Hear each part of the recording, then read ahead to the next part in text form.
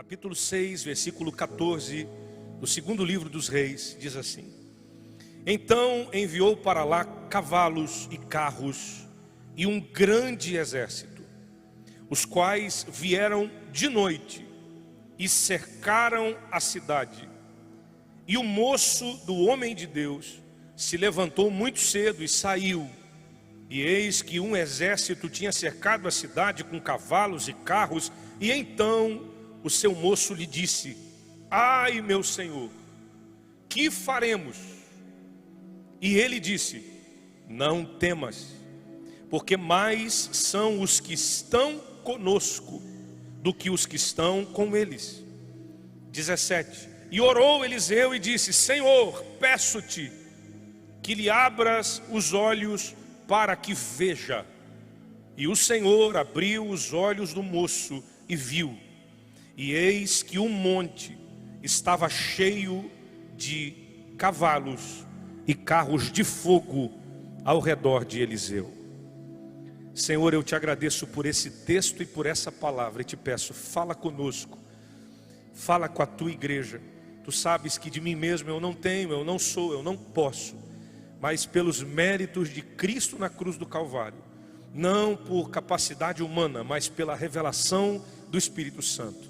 Fala ao coração da tua igreja tudo que nós precisamos ouvir, não o que queremos, porque nem sempre o que queremos é o que de fato precisamos, mas o Senhor sabe melhor do que nós mesmos aquilo que é preciso ser revelado, ser dito, ser falado.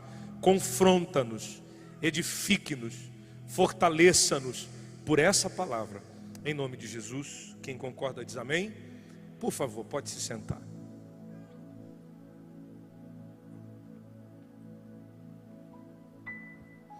Eliseu é sem dúvida alguma um dos personagens mais emblemáticos do Antigo Testamento. Estudar sobre Eliseu é algo muito desafiador, porque quando você olha para a vida de Eliseu é impossível não espelhar o que ele viveu em Deus com aquilo que nós podemos viver em Cristo. Quando você olha para a vida de um homem que tinha tanta autoridade espiritual assim, quando você vê o testemunho e o legado de alguém que deixou uma história tão extraordinária, marcada nos tempos bíblicos, na nação de Israel e por todos os tempos, enquanto alguém fala da vida de Eliseu, todos nós ficamos impressionados quando lemos relatos como esse, quando lemos textos que mostram milagres que Deus fez através da vida desse profeta, um homem que foi usado por Deus para fazer não menos do que o dobro dos milagres que Deus fez na vida de Elias. Elias foi extremamente usado por Deus. Agora imagina alguém que viveu o dobro dos milagres que Elias viveu. Esse era Eliseu, sucessor de Elias, profeta em Israel, profetizou especificamente na região de Samaria e também nas suas adjacências, homem que exercia muita influência sobre o rei ou os reis de Israel, pelo período em que ele profetizou, um homem que fez diferença em todo um cenário, em todo um contexto político, histórico e até nas guerras que estavam nas adjacências de Israel e que envolviam a nação de Israel. Um homem que tinha tanta unção de Deus, que até depois da morte essa unção fica revelada quando um morto é colocado na cova aonde estavam os ossos secos desse homem. A história conta que quando um morto toca nos ossos desse profeta, ele ressuscitou na mesma hora. O que falar de um homem de Deus que tem tanta unção que até mesmo depois da morte os seus ossos têm poder de ressuscitar alguém, porque havia poder de Deus até nos ossos. Quando a gente olha para os cristãos de hoje, existem algumas expressões muito típicas do evangeliquez, do nosso idioma, dos evangélicos, porque a gente tem uma linguagem própria. E esses dias eu estava pregando no interior, na região de Goiás, para aqueles lados, e aí eu perguntei para o irmão: daí irmão, está cheio de Deus, está cheio do Espírito Santo? Ele disse: pastor, aqui é poder de Deus até o tutano. Só que o que para a gente é uma expressão, o que para a gente até às vezes é engraçado, é interessante, faz rir e faz parte da nossa cultura e dos nossos interiores, nessa vida, nesse homem, nesse profeta era um fato. De fato ele tinha unção até o tutano, de fato ele tinha unção até os ossos. E esse homem era um homem usado por Deus num nível muito diferenciado. Era um homem fora da curva. Era um homem que tinha uma intimidade com Deus que lhe proporcionava revelações extraordinárias, visões que outros não tinham, que o faziam enxergar o que outros não enxergavam, que o fazia ver o que outras pessoas comuns não podiam enxergar. E esse texto revela exatamente isso. A palavra começa, o capítulo 6, mostrando um rei enfadado, estressado, um rei nervoso, porque todas as suas táticas de guerra são descobertas pelos seus inimigos. Eles preparam uma armadilha, eles armam uma emboscada contra Israel. Só que quando Israel vai passar pela emboscada, Israel já está preparada, já foi alertada, já sabe aonde está a armadilha, já sabe aonde está o exército inimigo, já sabe a estratégia do exército da Síria. E aí quando o rei vai vendo que nenhuma das suas tentativas contra Israel tem êxito, ele fica doido, chama os seus servos e diz: tem algum cacueto, um X9, tem alguém entregando as nossas táticas para o exército de Israel. Tem alguém que está fazendo jogo duplo, está trabalhando para mim, tem um agente infiltrado, tem um espião, tem um cara aqui fazendo jogo duplo, pega as informações da Síria e leva para Israel, porque não é possível. Todas as nossas táticas, as nossas estratégias, as armadilhas que a gente prepara contra Israel não funcionam, porque sempre que vai acontecer a emboscada, eles já sabem, já estão preparados, já estão esperando.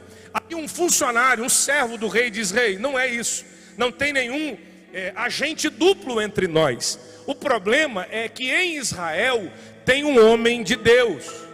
Parada estratégica para você dar glória a Deus. Eu vou guiando aqui a parada do aleluia. Ele diz: não é nenhum cacueta X9, nenhum jogo duplo, nenhum espião. É que em Israel, prepara uns 5 aleluia, uns 8 glória a Deus, já dá para conversar, conversa. Em Israel tem um homem de Deus.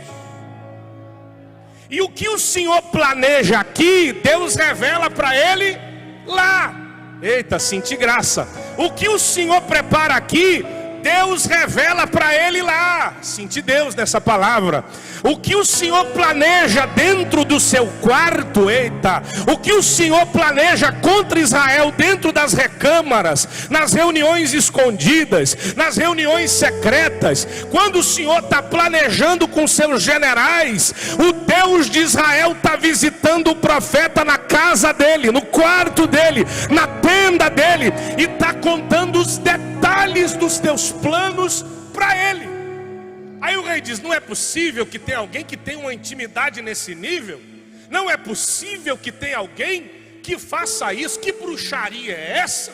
Que doideira é essa? Que macumba é essa? Não é macumba não, rei, é intimidade com Deus. Não é bruxaria não, rei, é intimidade com o céu. Não é loucura não, rei, não é astrologia, não é búzios, não é tarô, não é carteado, não é macumba, não é galinha na encruzilhada, não é vela acesa, não é pipoca na esquina, rei. É um homem que está de joelhos orando e o céu está revelando para ele o que vai acontecer na terra. O que eu estou dizendo para você é que alguém de joelhos tem mais poder do que um exército de pé. O que eu estou dizendo para você é que um crente fiel de joelhos dobrados pode mudar o destino de uma guerra, pode mudar o destino de uma nação, pode mudar o destino de uma família. Pastor, eu já tentei convencer meu filho, ele não me ouve. Eu já tentei mudar a cabeça do meu marido, não dá certo. Eu já tentei mudar o jeito de pensar da minha filha.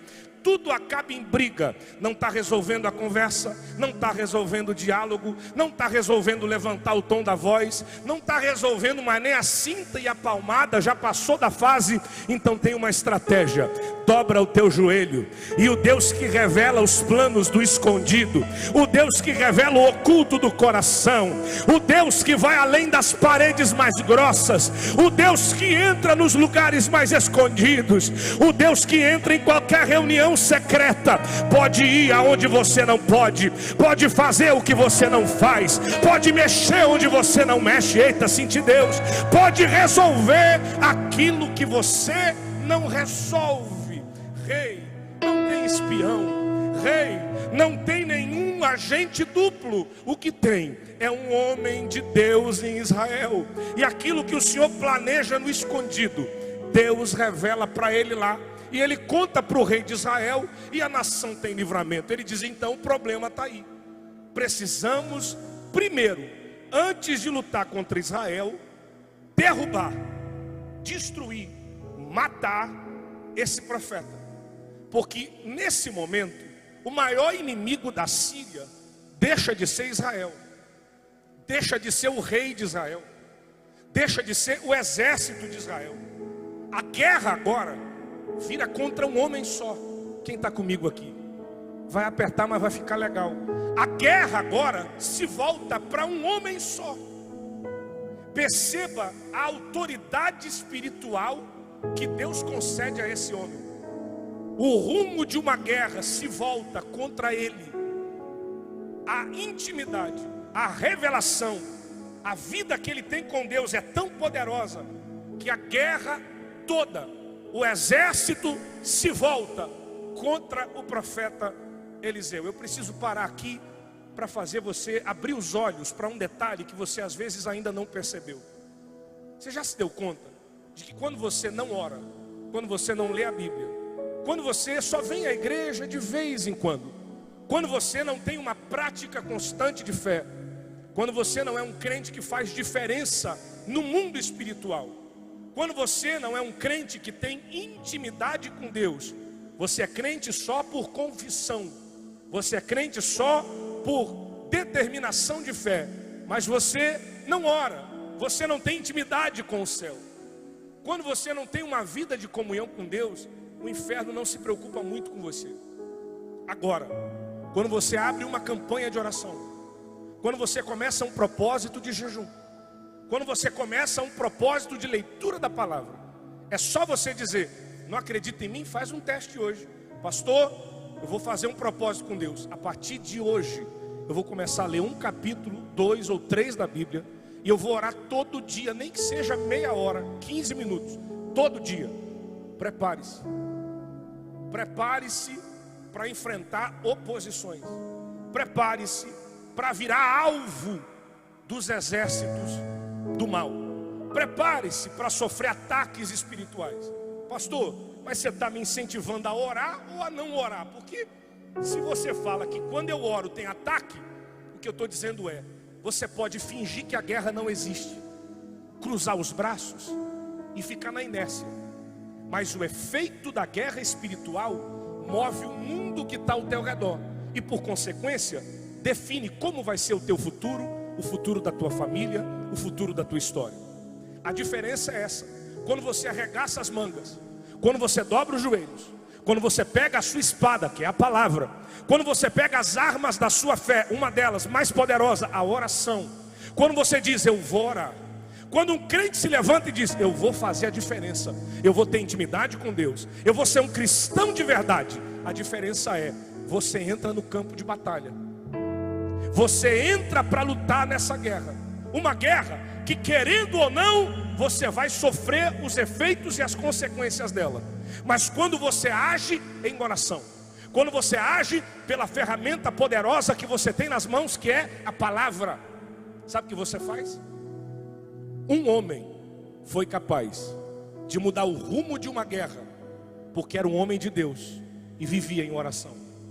Se você entrar nessa guerra usando as armas certas, você pode mudar o rumo da tua família, você pode mudar o rumo daquela empresa, você pode mudar o rumo daquele quadro clínico. Pastor, mas está lá no laudo, tem 3 meses de vida. O meu Deus entra no hospital, entra na UTI, age até quando não tem mais nenhum laudo positivo. Ele pode mudar. Pastor, mas o parecer do advogado diz que está perdido. Mas o meu Deus é maior do que o parecer humano, do que o advogado, do que a justiça humana. E Ele é poderoso para agir. Se você lutar com as armas certas, se você agir com as ferramentas certas, você pode definir o rumo de uma família, de uma vida. Em outros níveis mais profundos, você pode direcionar o rumo de uma batalha espiritual, de uma nação, de um povo, de uma igreja, de um grupo. Alguns anos atrás eu li uma frase que me impressionou. Eu era só um jovem pregador, começando a pregar e sonhando com o ministério, e lendo um livro, eu li uma frase que me deixou impressionado, quando o autor dizia que a fala de uma rainha falava que ela tinha mais medo da oração de um homem, que foi um dos heróis da fé do século passado ou retrasado, não me lembro desses detalhes, do que de todos os exércitos inimigos apontando os seus canhões para a sua nação. A rainha dizia: eu tenho mais medo da oração desse homem de Deus do que dos canhões inimigos apontados para o meu país. Quando alguém fiel a Deus dobra os joelhos, você não vê, mas no mundo espiritual acontece uma revolução. Eles estão tramando contra um povo, e um homem recebe revelações de Deus e direções de Deus através da oração.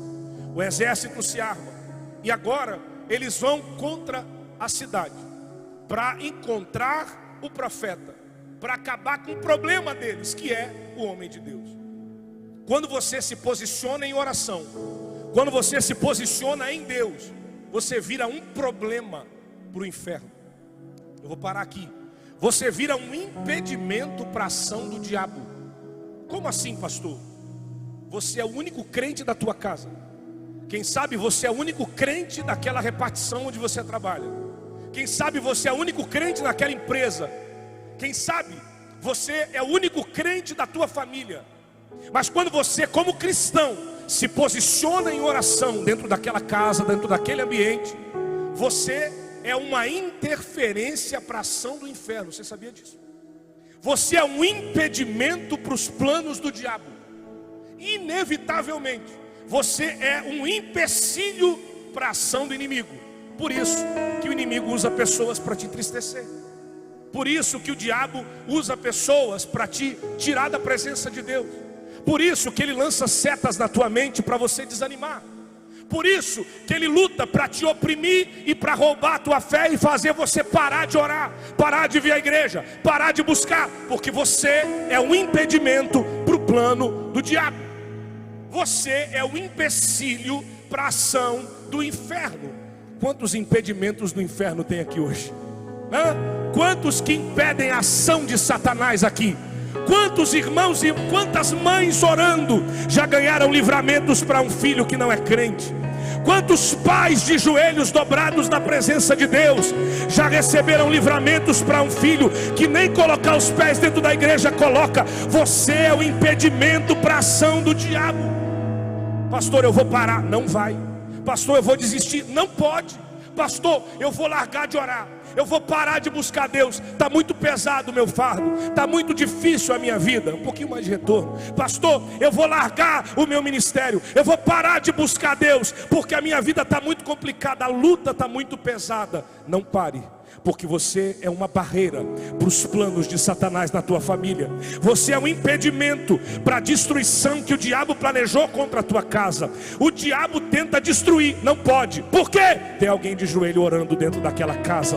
O diabo vem para matar, não pode, porque tem alguém de joelhos orando por aquela família. O diabo vem para roubar, não consegue, porque tem alguém de joelhos dobrados, com as mãos levantadas e dizendo: aqui não, Satanás. Tem um impedimento para a ação do diabo dentro daquela casa.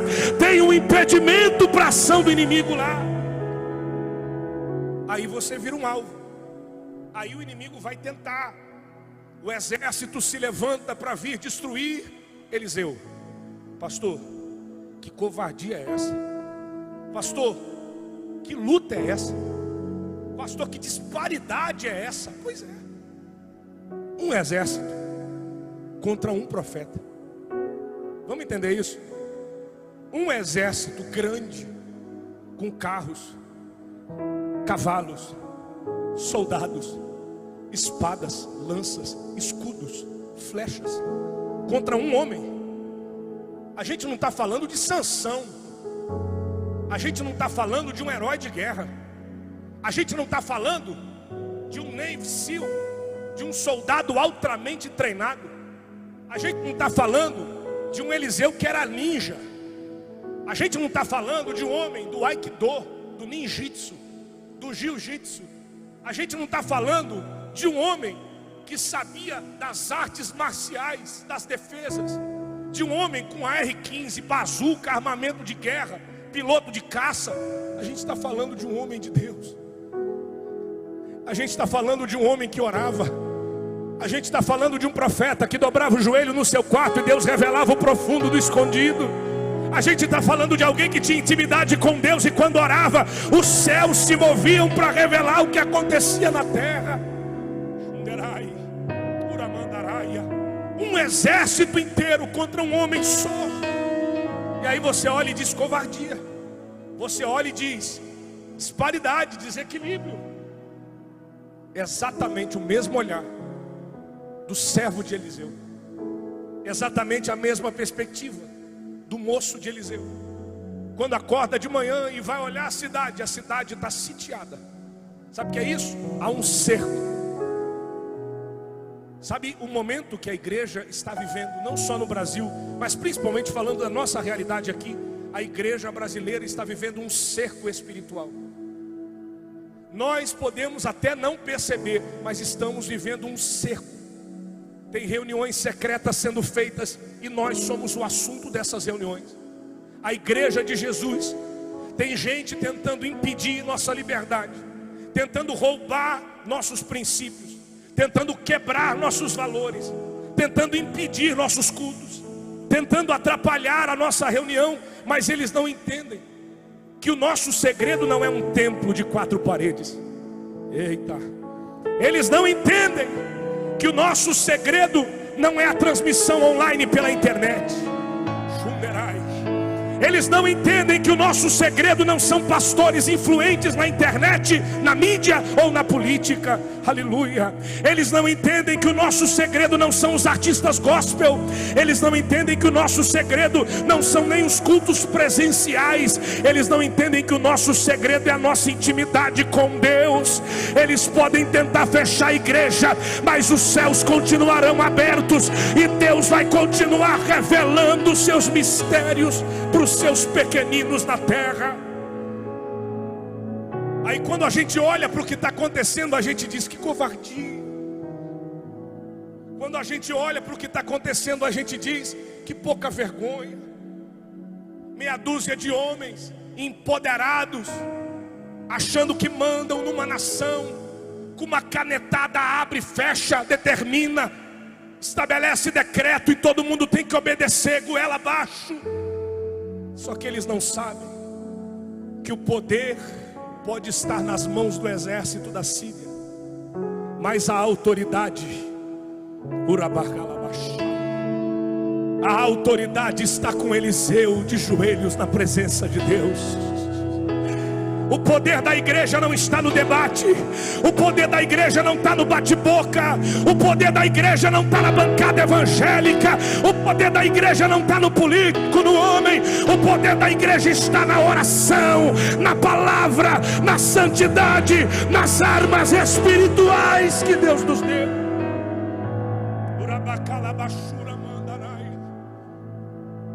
Aí o moço volta preocupado, nervoso, e diz: Eliseu, estamos lascados. Profeta, caiu a casa. Profeta, foi bom enquanto durou. Hashtag gratidão. Profeta, foi uma alegria te servir. Agradeço por ter assinado a minha carteira de auxiliar de profeta, por ter pago o meu salário até hoje. Foi bom enquanto durou. Esperava viver um pouquinho mais, mas não deu. Assim, moço, o que está pegando? É que eu saí lá fora, acho que o senhor não viu, mas tem um exército inteiro. E o motivo desse exército inteiro rodeando aí a cidade é você. E se eu sou teu funcionário, rapaz, estou lascado, estou contigo nesse barco. O exército inteirinho veio para dar cabo de nós. Aí Eliseu diz: não temas.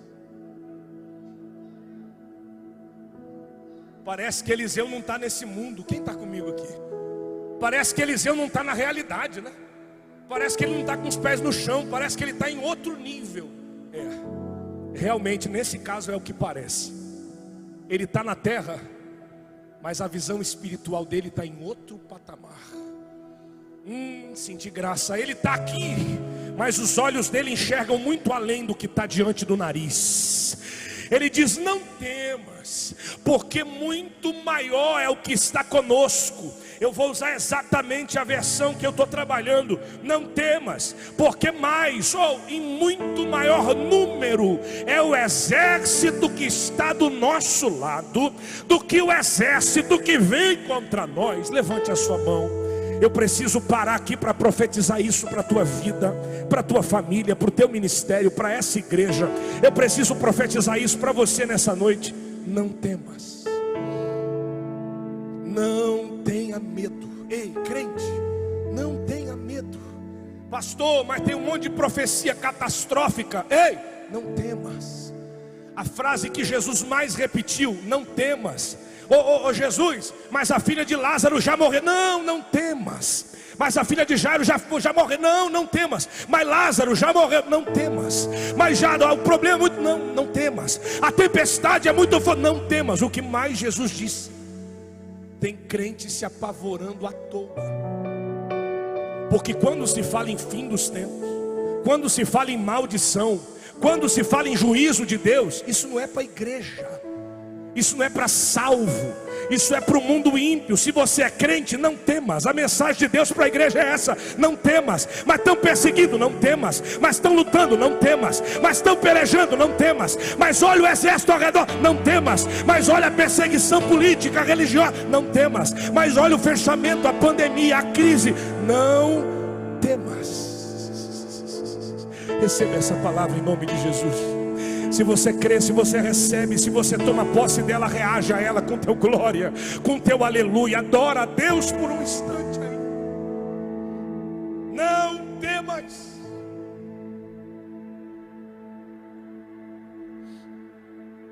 Mais são os que estão conosco do que os que estão com eles. A expressão com eles significa os que estão contra, os que vêm contra nós. Sabe o que Deus está dizendo? Se você enxergar da perspectiva espiritual, se Deus abrir a sua visão espiritual nessa noite, você vai deixar de ter medo e vai voltar a ter fé. Sabe o que Deus me deu para pregar a você nessa noite? Substitua o seu medo pela fé. Não deixe que o seu medo mate a sua fé, mas que a sua fé sufoque o seu medo. E para que isso aconteça hoje na sua vida espiritual, nós vamos orar aqui para que Deus abra os teus olhos. Como assim, pastor? Para que você comece a enxergar além, para que você comece a ver não só o que está ao teu redor no mundo físico, no mundo material. Nessa noite nós vamos orar por você, para que Deus abra os teus olhos e você não enxergue apenas o que está ao teu redor, no mundo físico, financeiro, material, mas que você enxergue o que está diante de você no mundo espiritual. O mundo espiritual é mais real do que o ar que a gente respira. Você enxerga o oxigênio que entra nos teus pulmões agora? Se você pudesse enxergar, se você tivesse essa capacidade, se você fosse capaz de ver, imagina se desse para ver o Covid. Ai, irmão, ia dar uma peleia boa, ia para trocação, né? Você ia dar um murro no Covid, se desse para ver ele, se ele fosse de um tamanho que desse para trocar, vem tranquilo, vai, mas não dá para ver. Mas não é porque você não pode ver que não é real. Tá aí. Você não enxerga o ar, mas ele é real.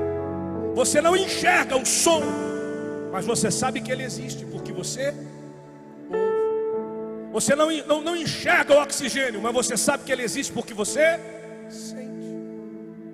Você não está vendo o livramento. Deus está falando com alguém aqui. Você não está vendo a resposta.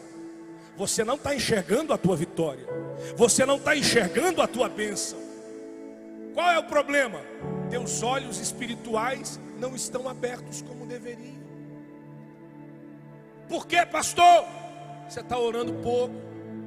está buscando pouco, jejuando pouco, lendo pouco a palavra, sobra medo e falta fé. Sabe o que Deus vai fazer nessa noite?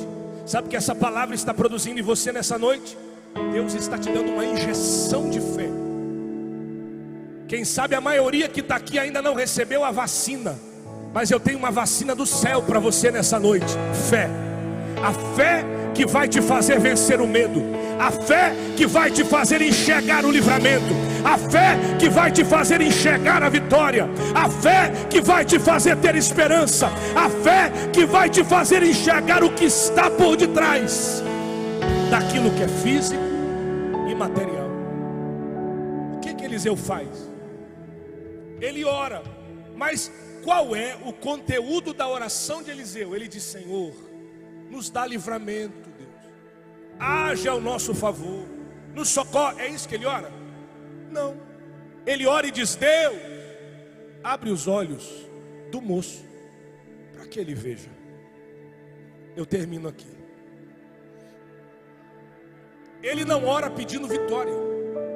Eita, isso é fé, irmão. Ele não ora pedindo livramento. Isso é muito poderoso. Ele não ora pedindo intervenção, porque o livramento já está ali. Ele sabe que está ali. Quem não está vendo é o moço que está com medo. Quem está com medo é quem não tem visão espiritual. Quem está com medo é quem não ora. Quem está com medo é quem não lê Bíblia. Quem está com medo é quem não tem intimidade com Deus. Quando você enxerga o que o mundo não pode ver, quando você tem fé, a sua fé neutraliza o seu medo. Olha para mim, o medo paralisa, o medo neutraliza, o medo te impede. Esses dias eu recebi uma mensagem: pastor, eu poderia estar mais além da minha vida, na minha profissão, mas eu tenho medo de falar em público. Eu não consigo desenvolver as minhas ideias com as pessoas porque eu tenho medo, eu tenho nervosismo em excesso, timidez em excesso. O medo te impede de viver outros níveis. O medo te impede de acessar outros patamares. Sabe o que Deus está dizendo? Bora trocar esse medo por fé. Porque a minha fé, que vem pela palavra, que vem pelo ouvir, Deus está te dando fé nessa noite. Essa fé que Deus tem para você vai neutralizar esse medo, vai amarrar esse medo, vai fazer esse medo dar lugar à esperança da vitória. Abre os olhos do moço para que ele veja. Quando Deus abre os olhos, sabe o que ele vê? Só conta se você ficar em pé dando glória a Deus.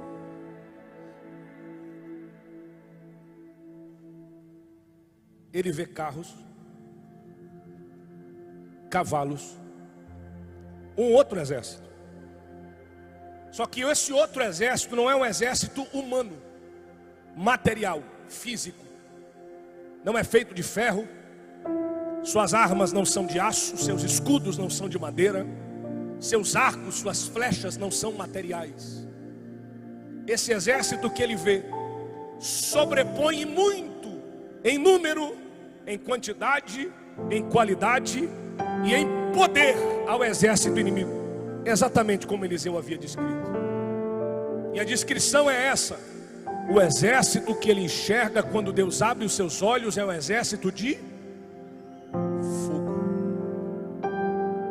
Ah, se você não der glória com essa, o exército não é de carne, o exército não é carnal. Eita, alguém pegou. O exército não é humano, o exército é espiritual. O exército é de fogo. Sabe o que representa fogo aqui?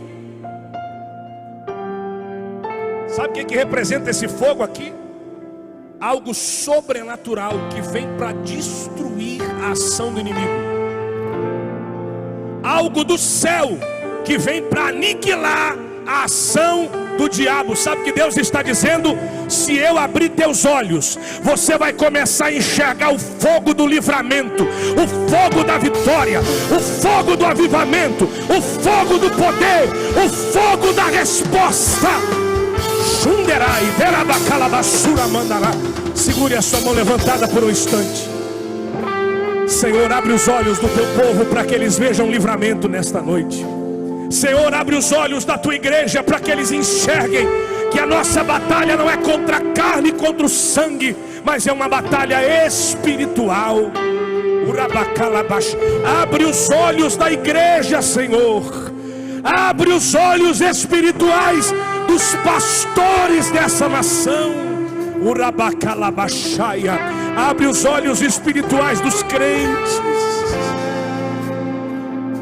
Que a tua igreja volte para o clamor, volte para a oração, volte para a palavra. E aí nós veremos o fogo do livramento, o fogo do avivamento, o fogo do renovo, o fogo da resposta de Deus que vem ao nosso favor.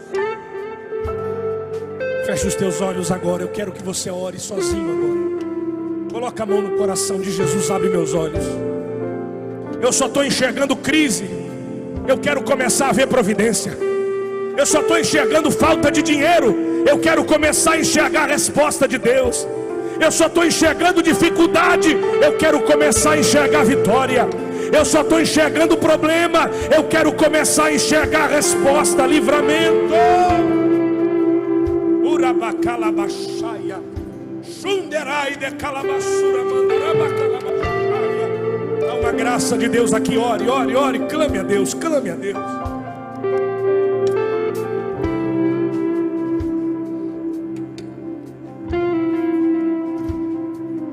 Ainda que a figueira não floresça e não haja fruto na vide, e o produto da oliveira minta, todavia eu me alegrarei. Todavia me alegrarei. Candiz, todavia eu me alegrarei.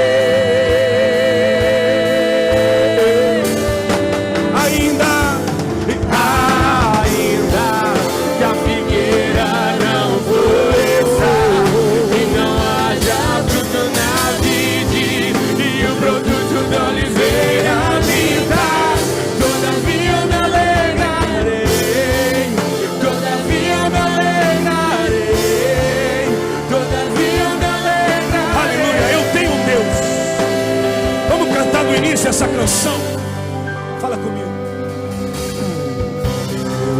Eu tenho um Deus que não vai deixar essa luta me matar. O desespero me tomar. Por mais pressão que seja, a situação, o controle ainda. Diga onde está o controle, crente. O choro dura uma noite, mas a alegria ela vem pela manhã. Quem crê? Eu creio. O choro dura uma noite. O choro dura uma noite, mas a alegria ela vem pela manhã. Você que está assistindo em casa, Eu creio. que Deus abra os teus olhos espirituais nessa noite. Que você comece a ver o livramento de Deus.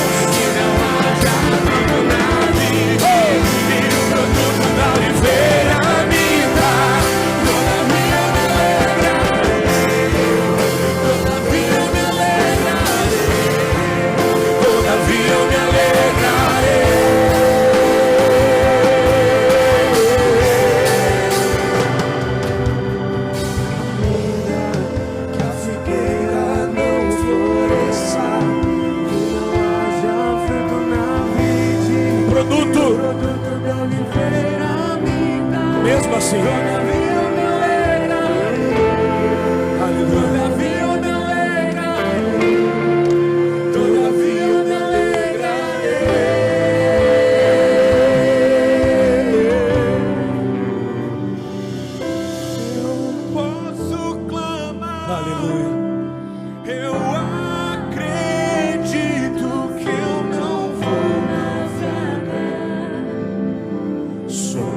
estás comigo, eu posso clamar. Fé pra descansar nas ondas de um braço.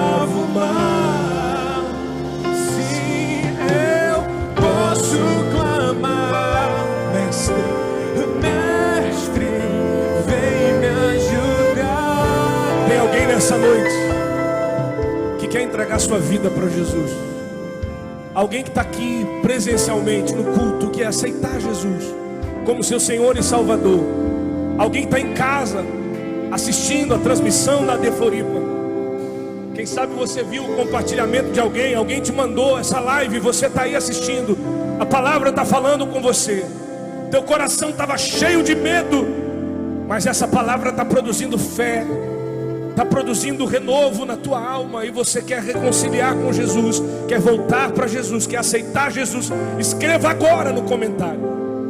Isso, agora, vai agora no comentário e coloca: eu quero aceitar Jesus, eu quero reconciliar com Jesus. E nós vamos orar por você. Se tiver alguém para Jesus aqui no templo, levanta a mão assim: eu quero orar por ti. Tem alguém? Tem lá, tem um moço aqui. Aleluia. Aquele moço ali, vem cá querido, eu quero orar por ti. Pode chegar aqui perto do altar, aqui na frente aqui. Tem mais alguém para Jesus? Se tiver alguém na internet lá, o pessoal da transmissão me ajuda. Tem mais gente, tem mais um casal vindo, uma família vindo. Você pode aplaudir Jesus. Tem mais uma amiga vindo, você pode adorar Jesus. Adora com força. Aleluia, aleluia. Deus ainda salva, Deus ainda liberta, Deus ainda opera. Aleluia, aleluia, aleluia. Aleluia, aleluia. Deixa eu liberar uma palavra de Deus para vocês. Não importa como vocês estão chegando aqui hoje, o que importa é que há um grande plano de salvação revelado hoje para a vida de vocês. Filha, dá a mão para ele. Isso, pega na mão dela. Posso? Já passei álcool, tá? Vocês são muito preciosos para Jesus.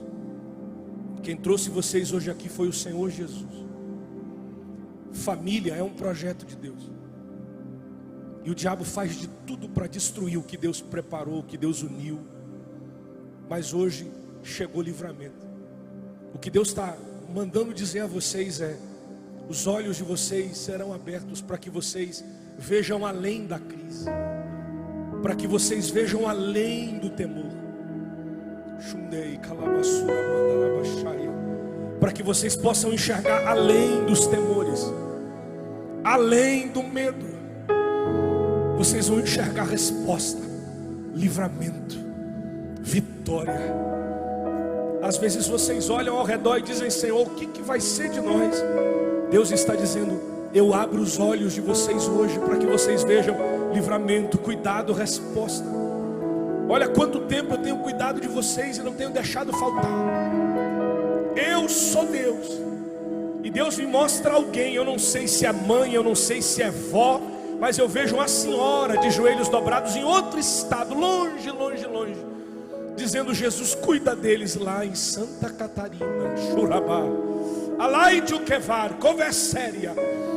E Jesus está ouvindo aquela oração. E quantos livramentos Deus tem dado para vocês por causa daquela mulher de joelhos.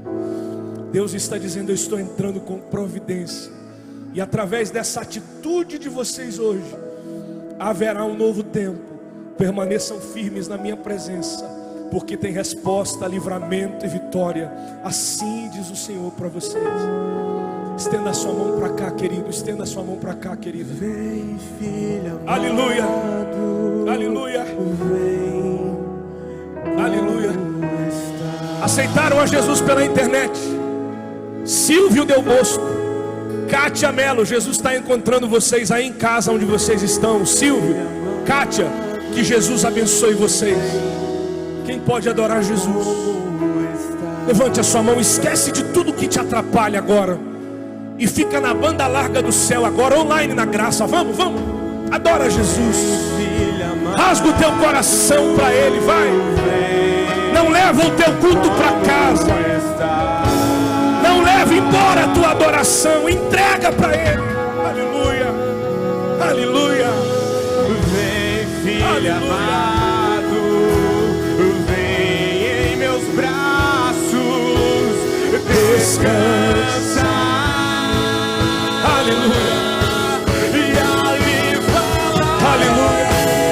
contigo. Exalte a Jesus, toda honra, toda glória, toda adoração a Ele. Amor, quem vou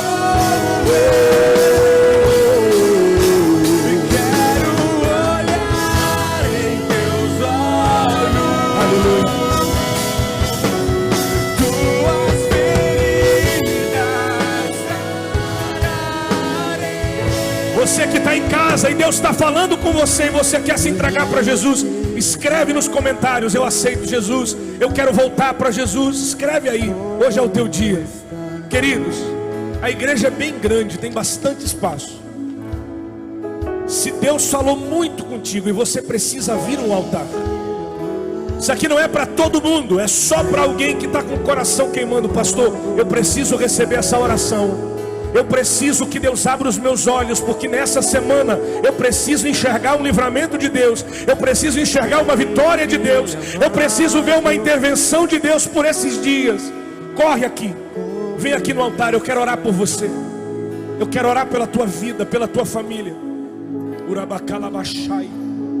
Infelizmente, a gente não pode se abraçar. Eu não posso pedir para os obreiros, para os irmãos abraçarem você. Mas se você está aqui com a tua esposa, com os teus filhos, não há problema nisso, de você estar perto dele agora. Aqui diante do altar há uma graça, há uma presença do Espírito Santo agindo entre nós. E eu quero orar por você, pela tua família. Tem mais alguém na internet aceitando Jesus? Se tiver, me faz saber. Glória a Jesus. Eu quero orar para que Jesus abra os teus olhos, para que você enxergue o livramento de Deus, a resposta de Deus, a vitória de Deus para a tua vida. Pai querido, eu oro agora por esses irmãos, por essas irmãs queridas, queridos, pela igreja do Senhor aqui em Florianópolis, os irmãos que estão aqui no templo presencialmente.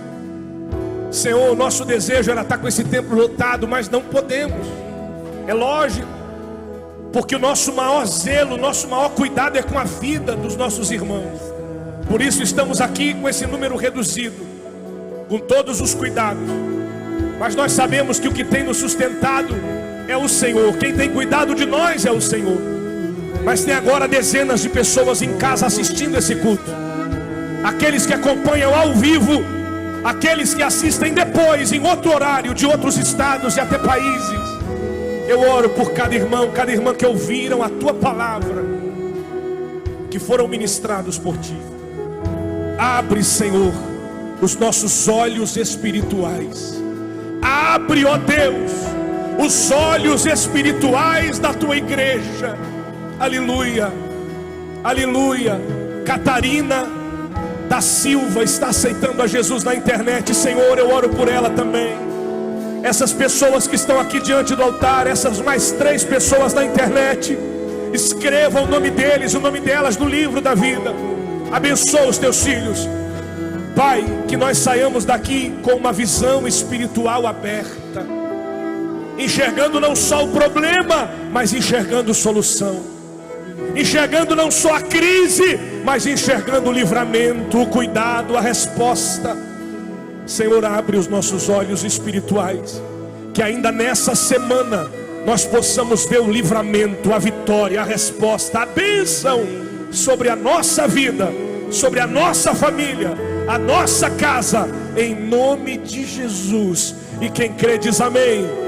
Você pode aplaudir a Jesus bem forte, junto com as tuas palmas, dê glória, diga aleluia, adore, exalte, glorifique a Deus.